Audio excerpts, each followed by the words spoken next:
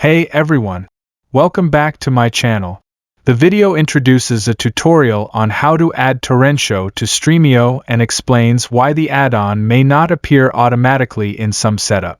Torrentio is a third-party add-on, so it sometimes doesn't show in the app unless users install it manually.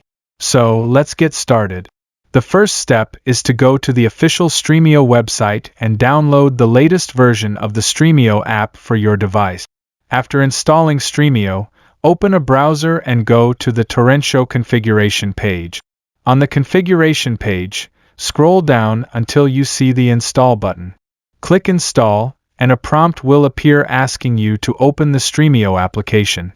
When Stremio opens, confirm the prompt and click Install to add the Torrentio add-on to your add-ons list. Restart your computer or Stremio app to ensure the add-on loads properly in the interface.